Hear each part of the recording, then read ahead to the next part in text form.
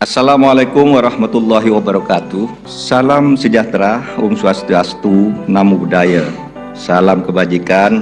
Alhamdulillahirabbil alamin. Assalatu wassalamu ala asyrafil anbiya wal mursalin. Sayyidina Muhammadin wa ala alihi washabihi ajmain. Amin amma ba'du. Forum Umat Islam Bersatu atau FUIB melaporkan Ketua Umum PAN sekaligus Menteri Perdagangan Zulkifli Hasan ke Barreskrim Polri karena dinilai pernyataan Zulhas dalam video yang beredar mengandung unsur penistaan agama.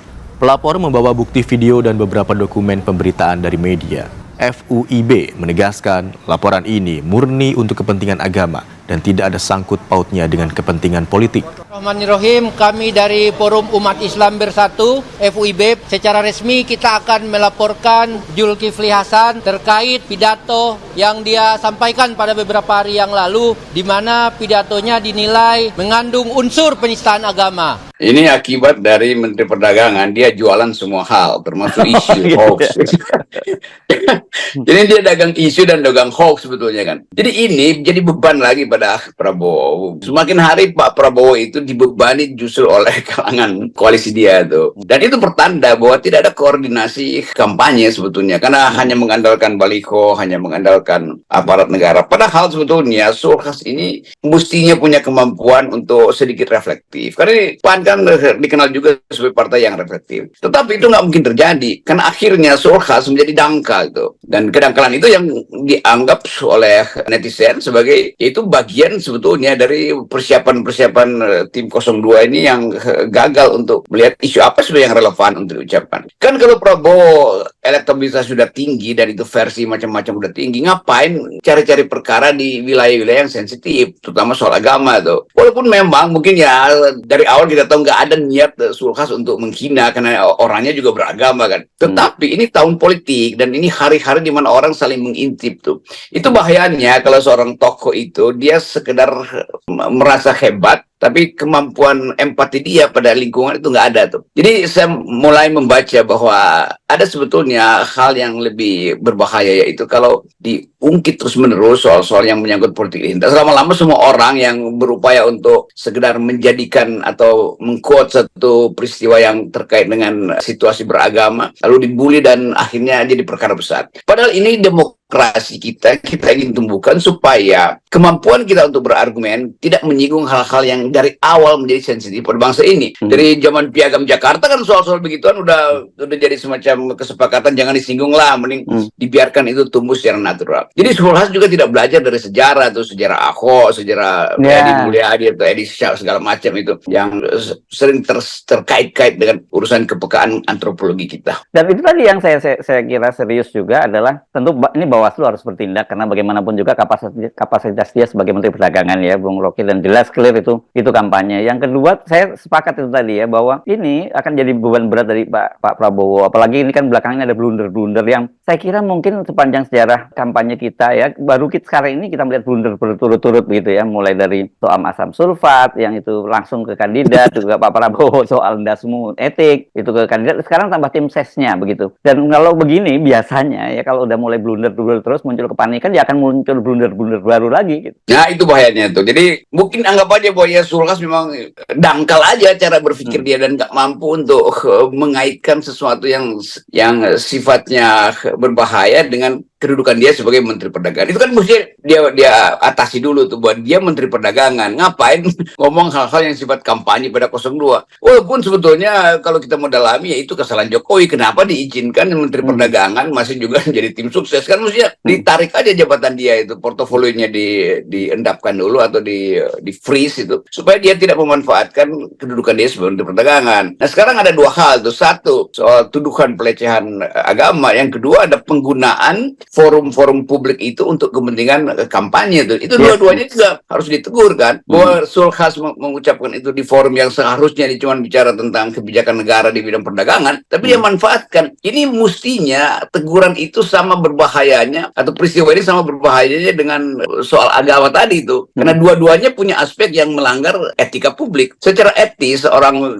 tim sukses Prabowo itu tidak boleh menyindir sesuatu yang berhubungan dengan agama terhadap kepada pihak lain kan. Kan itu artinya seolah-olah pilihan kata amin itu nggak boleh lagi ada tuh karena itu berbahaya tuh. Tapi sebetulnya kan itu pilihan dari Anies dan Caimin juga ada maksud yang sama sebetulnya kan untuk memakai diksi itu amin tuh. Walaupun itu tidak dimaksudkan dengan jelas, tetapi bagi publik melihat yang dimaksudkan oleh Zulkifli itu jelas-jelas untuk sekedar menyindir atau bahkan mengucapkan bahwa ya versi 2 jari itu lebih berguna dari versi 1 jari. Kan itu yang berbahaya tuh dalam kaitan dengan kata amin tadi itu. Jadi bagian itu mungkin yang akan diperiksa oleh MUI atau segala macam. Walaupun kita tahu bahwa itu sesuatu yang tidak diniatkan dari dalam hati, tetapi walaupun tidak diniatkan itu udah dianggap sebagai menguntungkan atau berupaya untuk melecehkan pihak lawan kan. Itu dasar. Yang kedua tadi soal konflik of interest, karena dia mempergunakan forum yang seharusnya bicara tentang kebijakan publik, tapi dia justru kampanye untuk Pak Prabowo. Dan saya kira juga Prabowo akan merasa ini berbahaya karena setiap hari ada aja kecelakaan di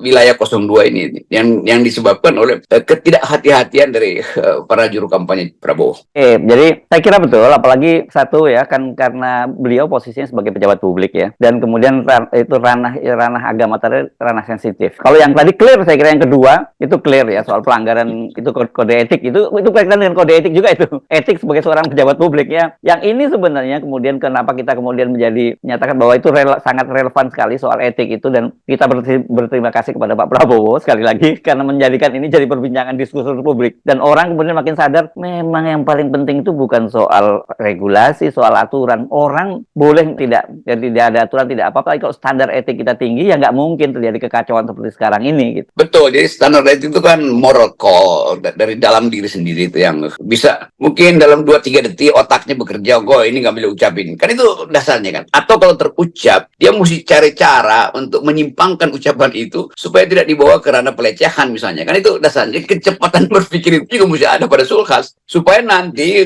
nggak kebakaran jenggot timnya Prabowo termasuk PAN akhirnya capek untuk membantah-bantah ketua partainya sendiri kan, padahal nggak mungkin dibantah itu karena publik udah mendefinisikan bahwa Zulkifli melanggar 2 prinsip. Yang pertama mengolok-olok walaupun itu tidak dimaksudkan dari hati, tetapi itu dasarnya adalah terarah pada Anies, Caimin. Yang kedua, dia tetap nggak mungkin mengelak dari kedudukan dia sebagai Menteri Perdagangan. Jadi mestinya kalau lebih gampang nggak perlu dibela sebetulnya, dikasih aja sanksi oleh Prabowo kan, supaya publik tahu Prabowo itu juga mengerti bahwa nggak boleh sesuatu yang sensitif secara antropologi diucapkan oleh timnya dia. Nggak boleh seseorang yang walaupun diizinkan oleh Jokowi untuk tidak mundur, tapi memanfaatkan dengan sengaja kedudukan dia sebagai pejabat publik untuk kampanye kemenangan Prabowo. Jadi kalau Prabowo yang mengucapkan itu dan menegur Zulkifli, itu orang justru merasa lega tuh, dan mungkin nggak sampai ke pengadilan Zulkifli. Dan itu pentingnya kematangan. Ini juga perlu kematangan etik dari Prabowo untuk menegur Zulkifli. Ya. Dan yang kedua dari sisi PAN juga harus ada sikap resmi ya, juga malah membantah ya Bung Rocky, karena ini dampaknya saya kira 2 ya. Kalau dari sisi elektoral, satu elektoralnya kepada Pak Prabowo itu akan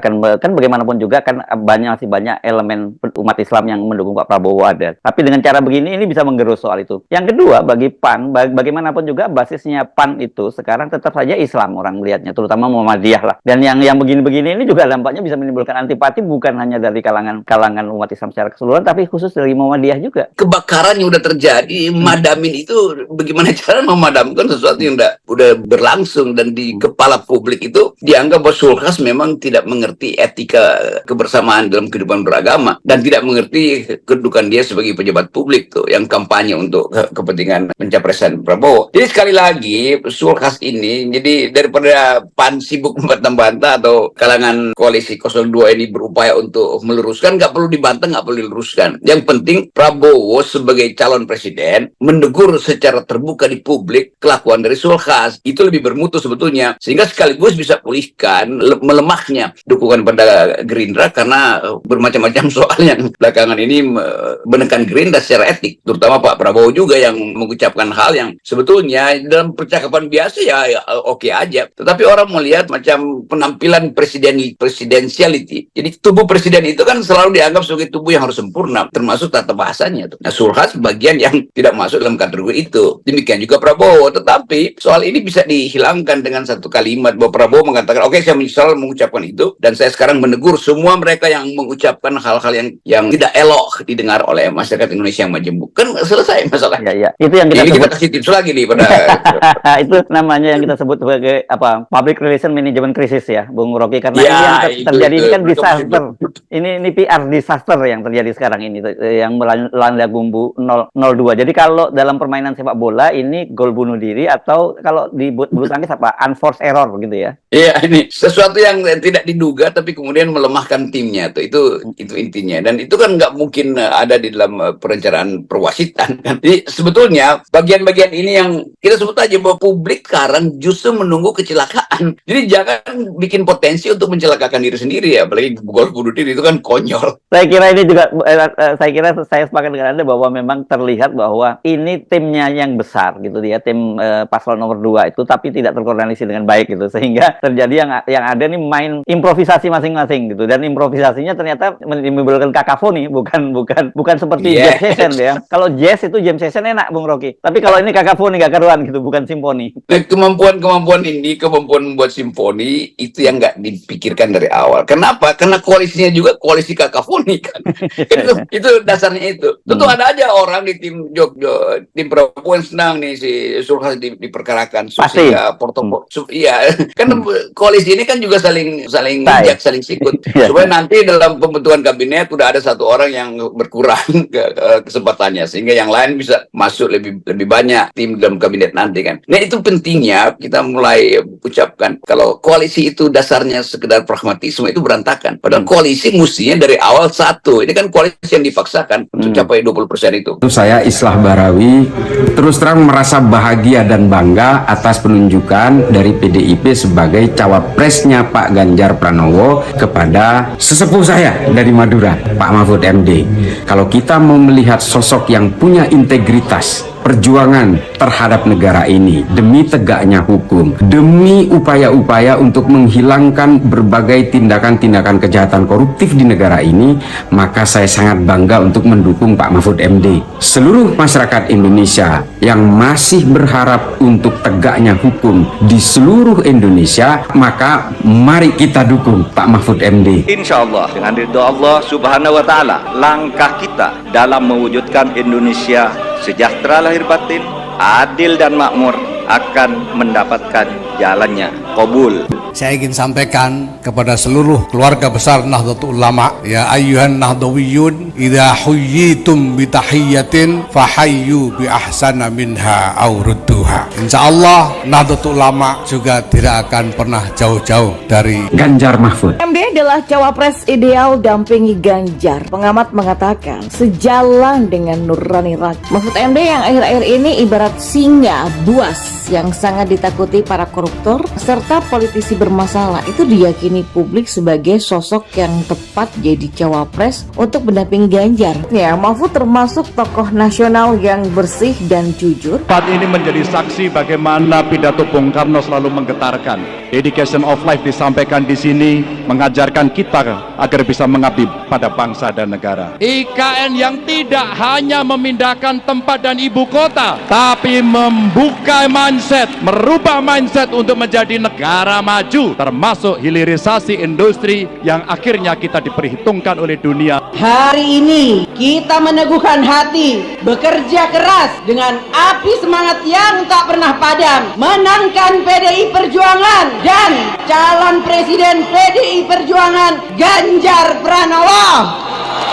Seperti Mbak Puan tadi sampaikan, itu juga Bapak Ibu yang mesti kita pertahankan, kita lanjutkan. Bapak Ibu, itu tidak akan terwujud kalau kita tidak kompak. Maka pesan Bu Mega kepada kita semuanya, agar kita bisa bersatu, kita berdiri seteguh karang yang tetap tegar dalam gempuran-gempuran ombak sekeras apapun. 2013 lalu, pemilihan Gubernur Jawa Tengah, PDI Perjuangan dan Ganjar Pranowo memenangkan itu. Dan itu di bawah pimpinan Mbak Puan. Insya Allah kita akan mengulang kembali di 2024. Mohon doanya.